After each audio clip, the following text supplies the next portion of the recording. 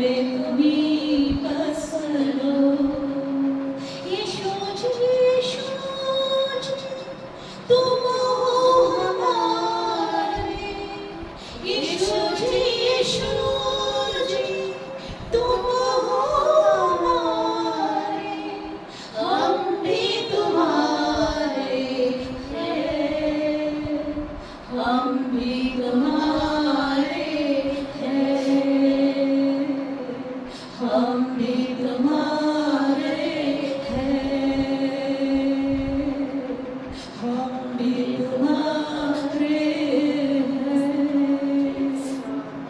तुम हो हमारे हम भी है प्रभु तुम्हारे प्रभू तू म्हटला मी तुम्हाला सोडणार नाही मी तुम्हाला कधी टाकणार नाही युगाच्या शेवटापर्यंत मी तुमच्या बरोबर आहे आज प्रभू आणि विश्वास तू आहे आमच्या तू आहे ना प्रभू आम्ही तुझ्यासाठी तर इथे बसलो तुझ्यासाठी तर एकत्र आलो की होय प्रभू बायबलमध्ये दिले अनेक शिष्य प्रभू येशूला सोडून गेले आणि देवाचं वचन म्हटलं प्रभू येशू बाकी शिष्यांना म्हटला काय तुमची पण इच्छा आहे की मला सोडून जाण्याची पण येशू म्हटला प्रभू शिष्य म्हटलं येशूला प्रभू सार्वजनिक जीवनाची लक्ष तर तुझ्याकडे आहे आम्ही तुला सोडून जाऊ कुठे प्रभू तुझ्यामध्ये आमचं प्रतिफळ आहे प्रभू तुझ्यामध्ये आमचं तारण आहे प्रभू तुझ्यामध्ये आमचं जीवन आहे प्रभू तुझ्यामध्ये आमचे आशीर्वाद आहे तुझ्यामध्ये आमची कृपा आणि शांती आहे आम्ही तुला सोडून जाणार येशू आज आम्ही प्रार्थना करतो तुझ्या वचनाद्वारे आमच्याशी बोल तुझ्या वचनाद्वारे आम्हाला स्पर्श पवित्र आत्मा तू आम्हाला शिकव आम्हाला या दिवसांमध्ये तुझ्यासाठी तयार राहायला शिकव आज जे कोणी वचन ऐकतील प्रत्येक जण आशीर्वादित होणार प्रत्येकाला तुझी कृपा प्राप्त होईल प्रत्येकाच्या जीवनात तुझी शांती येईल आणि तुझं गौरव होते प्रभू येशूच्या नावात प्रार्थना करतो आमेन प्रेज द लॉर्ड बोलो येशू मसीह की चला आपण वचनात जाऊया थँक यू जीसस आज या वचनातून आपण एक गोष्ट शिकणार आहोत का संपूर्ण जग हे एक देवासाठी शेत आहे प्रेज लॉर्ड संपूर्ण जग काय आहे देवासाठी शेत आहे आणि म्हणून आपण करिंथीयांस पत्र 3 अध्यायामध्ये जाणार आहोत जग हे देवाचं शेत आहे काय आहे देवाचं शेत आहे आणि म्हणून जर जग हे देवाचं शेत आहे तर आपल्याला काय करायचं आहे आपल्याला काय करायचं आहे आज वचनातून बघणार आहोत 1 करिंथीयांस पत्र 3 अध्याय काढूया आपण वचन 1 करिंथीयांस पत्र 3 अध्याय आणि धन्यवाद 9 वचन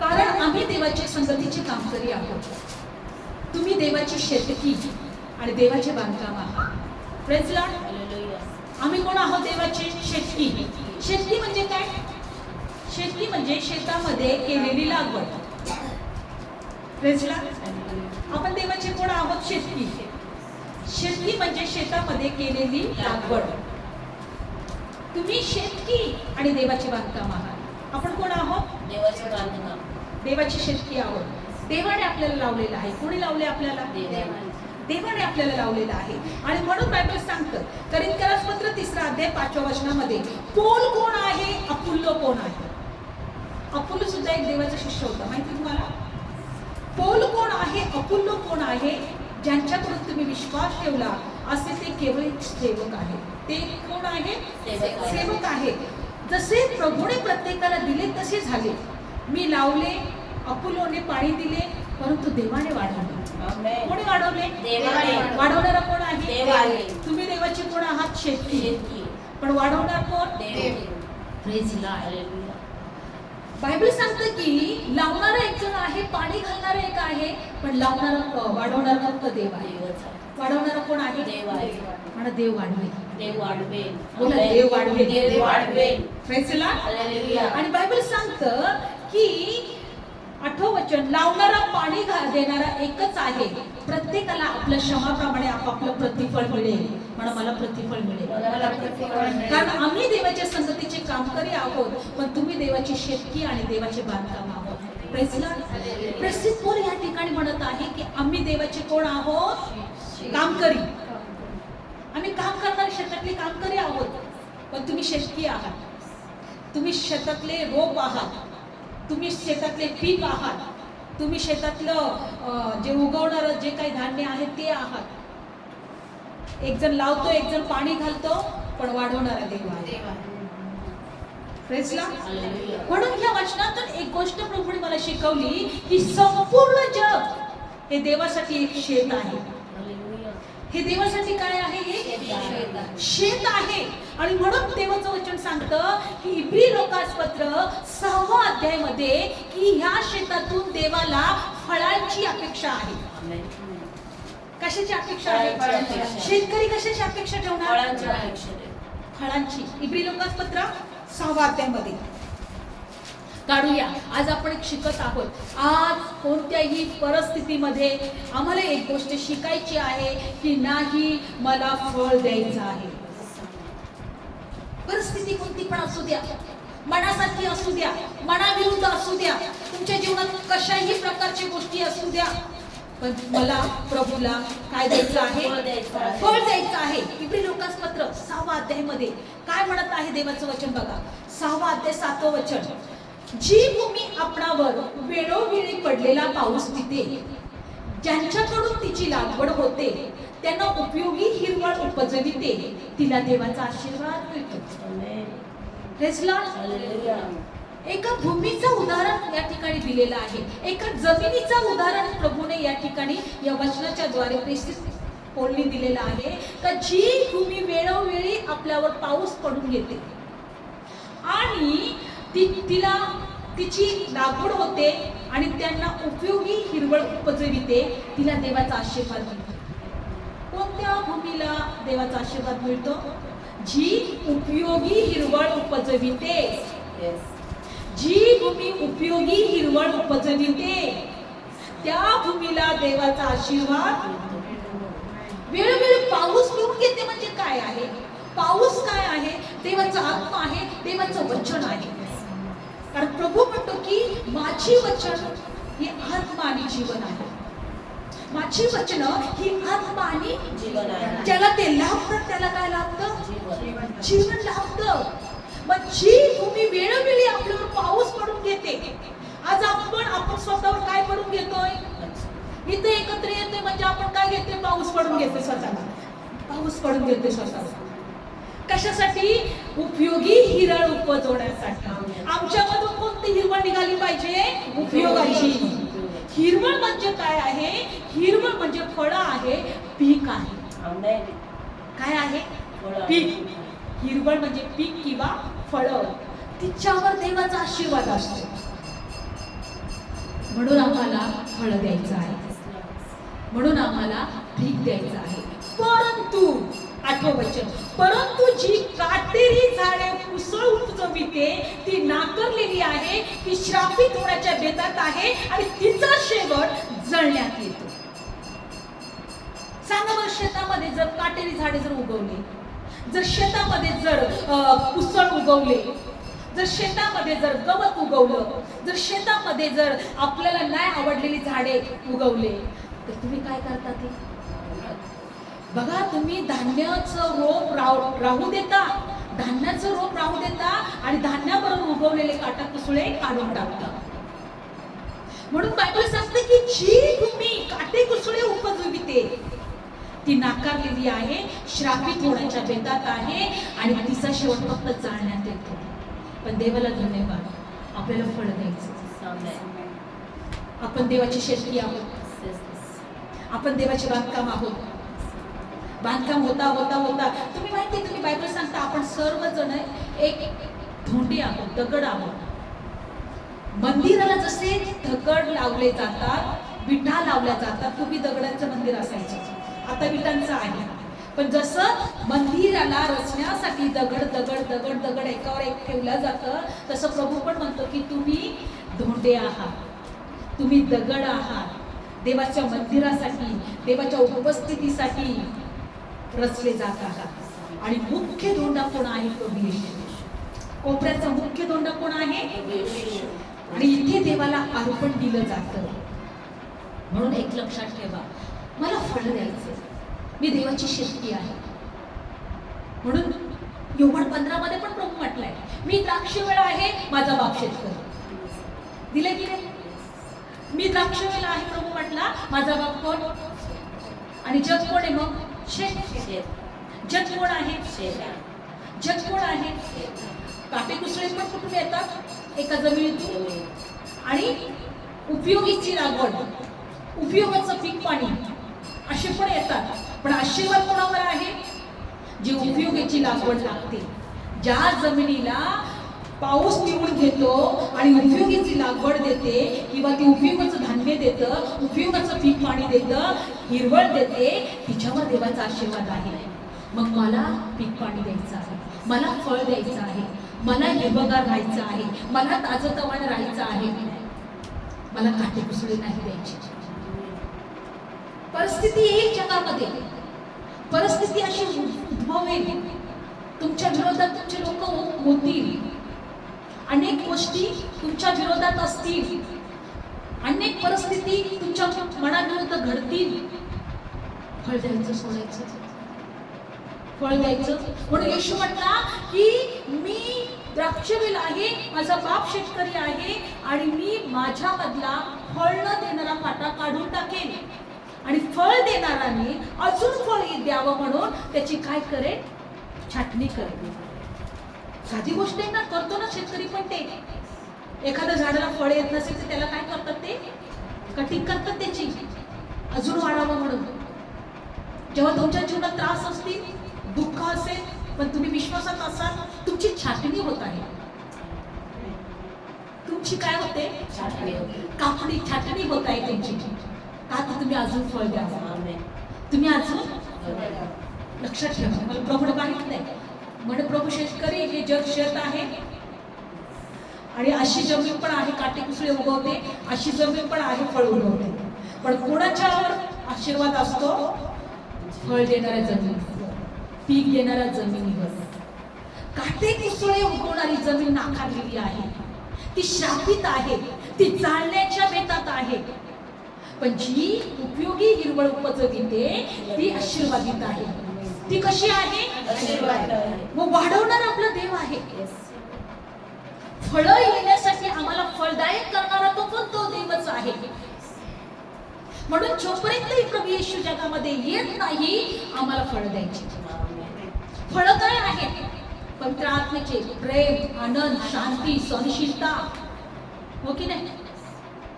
हे फळं आहेत. देवाची स्तुती आराधना करणं हे फळ आहे, प्रार्थना करणं हे फळ आहे, देवाच्या बरोबर विश्वासामध्ये राहणं हे फळ आहे. काटेकुसळे काढून टाकायचे, काटेकुसळे काढून टाकायचे. Praise Lord. म्हणून प्रभू येशू ख्रिस्ताने एक उदाहरण दिलं, बायबलमध्ये दिलंय की कोणी शेतकरी आपला द्राक्षमाळा आपल्या कामगाराच्या हातामध्ये सोपवलं आणि निघून जातो. काय करतो तो? निघून जातो. कामगारांच्या हातामध्ये सोपवतो, त्याच्या राखणदाराच्या हातामध्ये सोपवतो, निघून जातो. आणि मग तिकडून आपल्या दासांना पाठवतो, मला फळं, माझ्यासाठी फळं घेऊन या. पण ज्याच्या हातात सोपवलेला असतो तो काय करतो? त्या दासाला मारून टाकतो. असे एक एक एक एक एक एक दास येतात. म्हटलं प्रभू हे काय आहे? कोणते दास? प्रभू परमेश्वराने शमूएलाला पाठवलं, एलियाला पाठवलं, अलिशाला पाठवलं, एशिया संदेष्टाला पाठवलं, इस्रायल समज नेहमी संदेष्टे. हे सध्या देवाचे हे फळं मागत होते. पश्चाताप करा, देवावर विश्वास ठेवा, एक देव आहे, आकाश पृथ्वीचं निर्माण करता आहे, त्याचं भय धरा, त्याच्या जवळ या, त्याची इच्छाप्रमाणे चाला, त्याला शोधा. ते दास जगामध्ये येत होते आणि नंतर शेवटी कोण आला? देव म्हणतो आता हे दासांना मारून टाकले, आता माझ्या पुत्रालाच पाठवून देते. काढू ते वचन आपण लिहिलेलं एका ठिकाणामध्ये, आपण काढूया. मार्क शुभवर्तमान 12वा अध्याय. बघा प्रभू येशूने हा उदाहरण सुद्धा दिलेला आहे. अन्यायी चाकर. मार्क शुभवर्तमान 12वा अध्याय.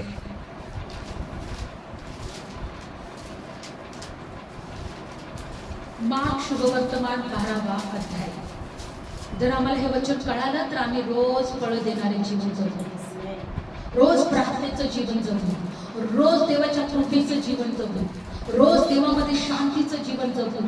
परिस्थितीकडे पाहणार नाही, लोकांकडे पाहणार नाही, कोण आमच्यासाठी काय करते, कोण आम्हाला काय बोलतोय, कोण आमच्यासाठी काय विचार करतोय त्याचा विचार करणार नाही. कारण तुम्ही काटेकुसळे द्यावा म्हणूनच तुमच्या मनाविरुद्ध परिस्थिती आहे. Praise Lord. मार्क शुभवर्तमान 12वा अध्याय. तो दाखल्याने त्यांच्याशी बोलू लागला. पहिलं वचन. कोणा एका माणसाने द्राक्षमाळा लावला, त्याभोवती कुंपण घातले, द्राक्षरसासाठी कुंड करावी म्हणून खाच खणली, माळा बांधला आणि मग तो माळा शेतकऱ्यास सोपून दिला आणि ते दुसऱ्या देशाला गेला. आणि मग हंगामाच्या वेळेस आपण शेतकऱ्यापासून द्राक्षांच्या फळातली काही घ्यावी म्हणून त्याने शेतकऱ्याकडे एक दास पाठवला. तेव्हा त्याने त्याला धरून मारले आणि रिकामे पाठवले. Praise Lord. बायबल सांगतं की ह्या शेतकऱ्याने आपला मळा एका शेतकऱ्यास सोपून दिला. हे शेतकरी कोण होते माहिती का? शास्त्री, पक्षी, याजक, लेवी, मंदिरात सेवा करणार. पहिल्यांदा त्यांना सोपून दिला. आणि बायबलमध्ये दिलंय की म्हणून प्रभू येशू एक ठिकाणी म्हटला, शास्त्री पुरुषी मोशेच्या आसनावर बसलेत. ते जे काही सांगतात ते सगळं करा, पण त्यांच्या आचरणाप्रमाणे करू नका. शास्त्री पुरुषी म्हणजे उघडे थडगे आहेत कपड्याचे, पांढरे शुभ्र कपडे घालतात म्हणजे उघडे थडगे, पण आतमध्ये त्यांचा अंतःकरण चांगला आहे. त्यांच्या हातात सोपून दिला होता मला. आणि बायबलमध्ये दिलेलं आहे की मी माझ्या दासाला पाठवलं की जा मला द्राक्ष मळाच्या मधून काही फळं घेऊन ये. पण त्या याचकांनी काय केलं? त्या दासांना मारलं. म्हणजे त्या शेतकऱ्यांनी त्या दासांना काय केलं? मारलं. पुढं काय झालं? नंतर त्याने फिरून दुसरा दास पाठवला आणि त्यांनी त्याचे डोके फोडले आणि त्यांचा अपमान केला. एर्मियाला पण मारलं, माहिती तुम्हाला? नेहम्याला पण मारलं. अनेक दासांना मारण्यात आलेलं आहे. पण बघा पुढे ते सांगत आहे, मग त्याने आणखी एक पाठवला, त्याला पण जीवे मारले आणि पुष्कळ त्याने तसेच केले आणि कित्येकच ठोकले, कित्येकच जीवे मारले. अजून एक त्याच्याजवळ राहिला होता, तो म्हणजे त्याचा प्रिय पुत्र, त्याचा मुलगा. तर ते माझ्या मुलाची भीड धरतील म्हणून शेवटी त्याने त्याला त्यांच्याकडे पाठवले. परंतु ते शेतकरी आपसात म्हणाले, हा वारिस आहे, चला आपण याला जीवे मारू म्हणजे वतन आपलेच होईल. आजही शास्त्री पुरुषांच्या मधून सैतान कार्य करत आहे. तो या जगावर राज्य करायला पाहत आहे. तो ह्या जगाला आपल्या कंट्रोलमध्ये घ्यायचा प्रयत्न करत आहे. तो ह्या जगामध्ये अन्याय वाढवत आहे. तो ह्या जगामध्ये प्रीती थंड करत आहे. तो ह्या जगामध्ये द्वेष वाढवत आहे. आणि म्हणून जेव्हा प्रभू येशू जगामध्ये आला, तो म्हटला, ज्यांनी मला पाहिल त्यांनी माझ्या बापाला पाहिल. मी आणि माझा बाप एकच आहे. मी तुम्हाला माझ्या बापाचा मार्ग सांगायला आलो. मी तुम्हाला सार्वकालिक जीवनाचा मार्ग दाखवायला आलो. मी देवाचा पुत्र आहे. आणि बायबलमध्ये दिलेले आहे, येशू म्हटलं, जो माझ्यावर विश्वास ठेवील त्याला सार्वकालिकाचं जीवन मिळेल. मग त्याला जीवे मारले. त्याला पण काय केलं? जीवे मारले. तो म्हटले की ह्याला जर आपण जीवे मारून टाकू तर वतन आपलंच होईल. या जगावर राज्य आपणच करू. सैतान म्हटला, कारण लोक म्हणतील, अरे याला हा कसला देवाचा पुत्र, याला तर मारून टाकलं. आणि सैतानाला वाटलं की अरे मी जेव्हा येशूला मारून टाकेल, जेव्हा त्याला वधस्तंभावर देईल, सगळं खेळ इथे संपल, सगळ्या जगावर मीच राज्य करेल. मग देवाच्या योजना त्या माणसाच्या योजना नाहीये. देवाचं रस्ते ते सैतानाला प्रकट होणार नाही. बायबलमध्ये दिले की त्या पुत्राला पण त्याने काय केलं होतं, पाठवलं होतं फळं घेण्यासाठी, पण त्याला जिवे मारलं. आणि म्हणून देवाचं वचन पुढं काय सांगते बघा पुढे, परंतु शेतकरी आपसात म्हणाला, हा 8वं वचन, मग त्यांनी त्याला धरून जिवे मारले, द्राक्षमळ्याच्या बाहेर फेकून दिले. तर द्राक्षमळ्याचा धनी काय करील, तो येऊन शेतकऱ्याचा नाश करील आणि द्राक्षमळा दुसऱ्यांना देईल. जो धोंडा बांधणाऱ्यांनी नाकारला तोच कोपऱ्याचा मुख्य झाला. हे प्रभूकडून झाले, आमच्या दृष्टीने आश्चर्याचे आहे. हा शास्त्रलेख तुम्ही कधी वाचला नाही काय? तेव्हा ते त्याला धरायला पाहत होते, तरी ते समुदायास भियाले, कारण त्याने हा दाखला आपल्याला लावून सांगितला आहे असे त्यांना समजले. ते शास्त्री, याजक, लेवी हे त्याला धरायला पाहत होते आणि हा दाखला प्रभू येशू त्यांना सांगत होता. आज एक गोष्ट या वचनातून शिकत आहे, संपूर्ण जग हे शेत आहे, परमेश्वर शेतकरी आहे आणि तो या शेतातून फळाची अपेक्षा करत आहे. Praise Lord. म्हणून बायबल सांगतं की येशू एका ठिकाणी आला, त्याला अंजिराच्या झाडावर हिरवगार दिसलं ते झाड, आणि प्रभू येशू त्याला फळ घेण्यासाठी पुढे आला, पण त्याला फळ नव्हतं. प्रभू येशू म्हटला, तुला कधीही फळ नव्हतं. पण जे हा झाड जे द्राक्षमळ्यात लावलेलं होतं, जे अंजिराचं झाड द्राक्षमळ्यात लावलेलं होतं, त्यावेळेस बायबल सांगतं की त्याचा मालक तिथे आला, त्याला फळं नव्हते, पण तो सांभाळणारा म्हटला अजून 3 वर्ष तर याला राहू दे, काही वर्ष राहू दे, याला खत घालेल, याला खणेल, याला पाणी घालेल आणि मग याला फळ देणारं मी बनवेल. आणि फळ आलं तर ठीक आहे, नाही तर काय करा, ते तोडून टाका. काटे कुसळे उगवणारी भूमी श्रापित आहे आणि फळं देणारी भूमी ही आशीर्वादित आहे. म्हणून वेळोवेळी जी भूमी पाऊस पिऊन घेते आणि उपयोगाशी लागवड देते, तिला देवाचा आशीर्वाद आहे. देवाला फळ द्यायला शिका, देवाला फळ द्यायला शिका, विश्वासात जगायला शिकूया, प्रार्थनेत जगायला शिकूया, वचनाप्रमाणे जगायला शिकूया, देवाच्या इच्छाप्रमाणे जगायला शिकूया, कारण आम्हाला फळ द्यायचं आहे, आम्हाला फळ द्यायचं आहे.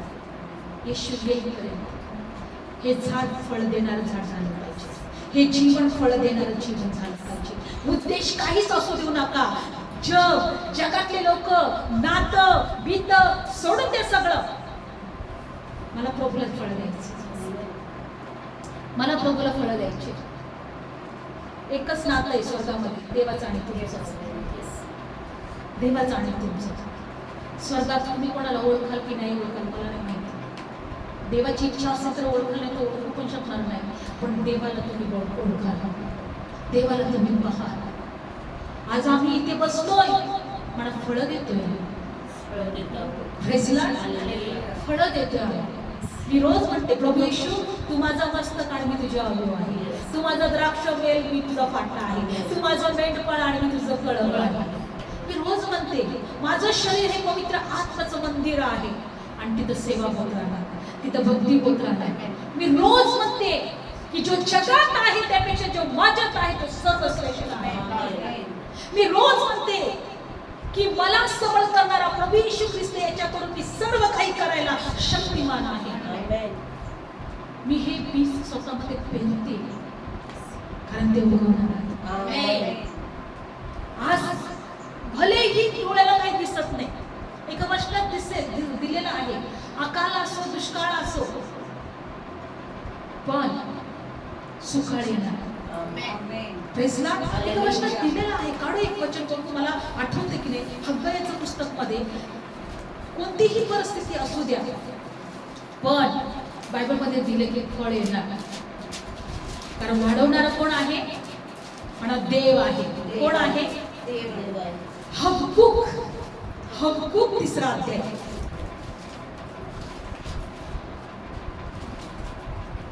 Praise Lord. अतिशय सुंदर वचन आहे. हबक्कूक 3रा अध्याय. हबक्कूक 3रा अध्याय काढलं सर्वांनी? 17 वचन. हबक्कूक 3रा अध्याय 17 वचन.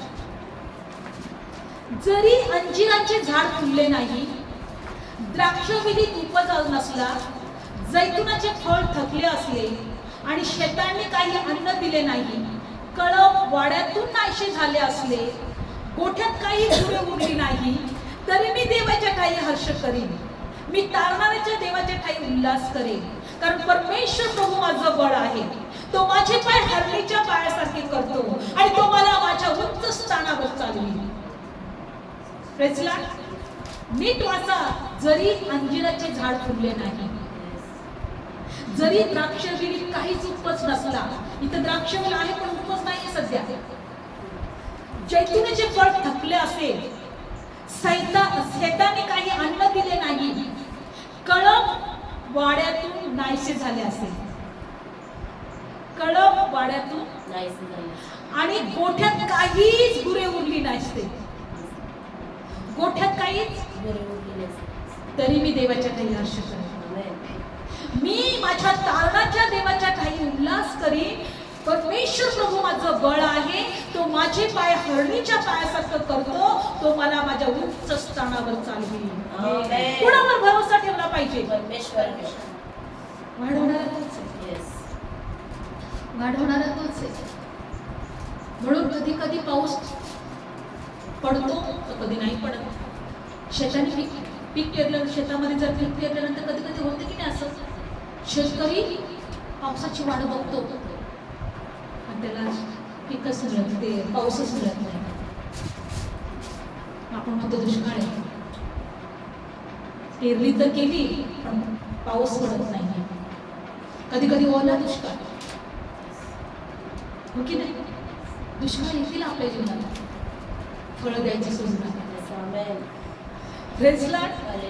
वैयक्तिकरित्या मला फळं द्यायचीच आहेत, कारण त्याचंच मोबदला तुम्हाला आणि मला मिळणार. जी भूमी काटेकुसळे उगवते ती श्रापित आहे, नाकारलेली आहे, पण जी आपल्या धनासाठी उपयोगी फळ उगविते, उपज उगविते, ती काय आहे? आशीर्वादित आहे. म्हणून फळं द्यायला शिकूया. काय द्यायला शिकूया? फळं द्यायला शिकूया. शिकूया फळं द्यायला. आपला बाप शेतकरी आहे, हे सर्व जग शेत आहे आणि आपण शेतकी आहोत. आमेन. Praise Lord. आपण शेतकी आहोत, आपण त्यांनी लावलेले लागवड आहोत, आपण त्यांनी लावलेले ते शेत आहोत. फळं द्यायला शिकूया, काटे कुसळे काढूया, डोळे बंद करूया. धन्यवाद ईश्वर, धन्यवाद ईश्वर. आम्ही शिकलो की आम्ही शेतकी आहोत, तू शेतकरी आहे. लावणारा कोणी नाही, पाणी घालणारा कोणी नाही, वाढवणारा देव आहे. धन्यवाद ईश्वर, धन्यवाद ईश्वर, धन्यवाद ईश्वर. Thank you Jesus. प्रभू स्पर्श करा. फळ देणारं बनवतो, फळ देणारं बनवतो. कारण फळा वाचून बायबलमध्ये दिलेलं आहे की आमचं जीवन व्यर्थ आहे. फळाने होती भक्ताची परीक्षा. आम्हाला फळ देणारी काटे पुसळे काढून टाक, काटे पुसळे काढून टाक. Thank you Jesus. धन्यवाद ईश्वर. तुझी कृपा आम्ही स्वीकारतो, तुझी उपस्थिती, तुझं सामर्थ्य, तुझा अभिषेक. धन्यवाद ईश्वर, धन्यवाद ईश्वर. Thank you Jesus. तू अभिषेक कर दे मुझे अपने रूह से कि मैं बन सकूं हूबहू तेरे जैसे. अभिषेक कर दे मुझे तेरी रूह से कि मैं बन सकूं हूबहू तेरे जैसे. हो दुगना और ताजा हो अभिषेक आज मुझ पे. हो दुगना पहले से ज्यादा ज्यादा हो अभिषेक आज मुझ पे. एक बार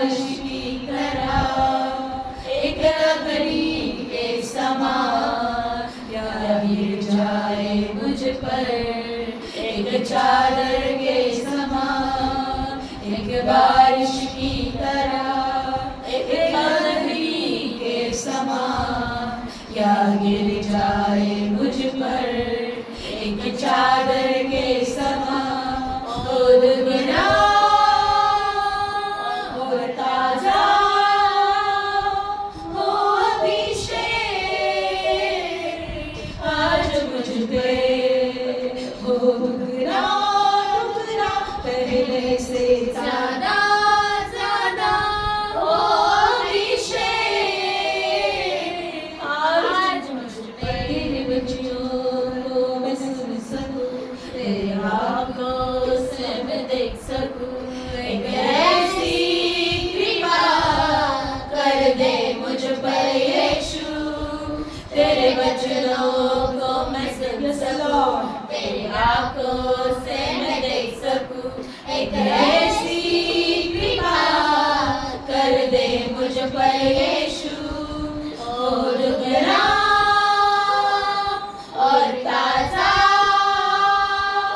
हो अभिषेक आज मुझ पे, दुगना दुगना पहले से ज्यादा ज्यादा हो अभिषेक आज मुझ पे। धन्यवाद येशू, तुझ्या अभिषेकाने भर, तुझ्या पवित्र आत्म्याने भर, कारण तुझा आत्माच आमच्यातले काटे पिचळे काढू शकतो, तुझा आत्माच आम्हाला हिरवळ देऊ शकतो, ओ आम्हाला ताजं तवानं करू शकतो, शिंपडलेल्या मळ्यासारखं तो करू शकतो, शिंपडलेल्या मळ्यासारखं तो करू शकतो. धन्यवाद येशू. येशू तू म्हटला, मी सुक्या भूमीवर पाण्याचा प्रवाह होते, मी तुझ्या संततीवर आशीर्वादाचा वर्षाव करेन. जी भूमी फळ देते ती आशीर्वादित आहे, तो आशीर्वादाचा वर्षाव, पाण्याचा प्रवाह होतो टाकण्याच्या देवा आणि फळ देणारा बनव प्रभू. आमची आठवण कर प्रभू, तू येईपर्यंत आम्हाला जागृत ठेव, तू येईपर्यंत आम्हाला फलदायक ठेव. कोणतीच परिस्थिती प्रभू आम्हाला कमजोर करू देऊ नको, आम्हाला निराश मध्ये राहू देऊ नको, आम्हाला हे बाबा कठीण होऊ देऊ नको प्रभू. तू येईपर्यंत माझ्या देवा, तू येईपर्यंत माझ्या प्रभू, ओ ते आम्हाला फळ देणारी भूमी बनव, तो फळ देणारी भूमी बनव, फळ देणारी भूमी बनव. ती शेत आम्ही तुझी शेतकी आहोत प्रभू, आम्ही तुझी शेतकी आहोत प्रभू, आणि तू आमच्यामध्ये तुझं लागवड उचलून घे प्रभू, ओ ती पीक तू काढून घे प्रभू. ओ प्रभू तू आम्हाला पीक देणारं बनव प्रभू, ओ प्रभू तू आम्हाला घडव प्रभू, आम्हाला तयार कर प्रभू, आमच्यामध्ये तुझं गौरव करून घे प्रभू, आमच्यामध्ये तुझं कार्य होऊ दे प्रभू. आम्हाला तुझी गरज आहे प्रभू. हगया म्हटला, जरी अंजिराच्या शेतामध्ये उपवास नाहीये, जरी फळ नाहीये, जरी मोठ्यामध्ये गुरं नाहीये, जरी कळप नाहीये, तरी मी देवाच्या ठाई आनंद करेन, माझ्या धारदाराच्या ठाई मी हर्ष करेन, कारण तो मला उंचावणे, तोच मला उंचावणे. धन्यवाद येशू. आम्हाला सर्वांना तू उंच करणारा देव आहे, आम्हाला सर्वांना तू उंचावर नेणारा देव आहे, आमच्यासाठी मोठ्या योजना आखणारा तू देव आहे. तू म्हटला, अरे लहान कल्पा तुम्हाला राज्य द्यावं, ही पित्याची इच्छा आहे, ते राज्य आम्ही स्वीकारतो. आमच्या सर्वांच्या विरोधात दुष्टाच्या युक्ती आणि योजना, आमच्या घराच्या विरोधात, आमच्या कुटुंबाच्या विरोधात, आमच्या प्रार्थनेच्या विरोधात, इथे येणाऱ्या प्रत्येक व्यक्तीच्या विरोधात मी दुष्टाच्या युक्त्या योजना नाश करतो, आणि पवित्र आत्म्याचं सामर्थ्य, परमेश्वराची उपस्थिती, परमेश्वराची कृपा आणि दया प्रत्येकाच्या घरात, प्रत्येकाच्या जीवनात, प्रत्येकाच्या नातेवाईकात येशूच्या नावात आम्ही स्वीकारतो. धन्यवाद येशू, धन्यवाद येशू. प्रत्येकाला आशीर्वाद, तुझ्या शांतीने भर, तुझी शांती आम्ही स्वीकारतो, पवित्र आत्म्याची उपस्थिती आम्ही स्वीकारतो. ओ आम्ही आशीर्वाद स्वीकारतो. धन्यवाद येशू, धन्यवाद येशू. सर्व गौरव तुला देते आणि प्रार्थना प्रभू येशूच्या नावात मागते. आमेन. एक जोरदार टाळी प्रभू.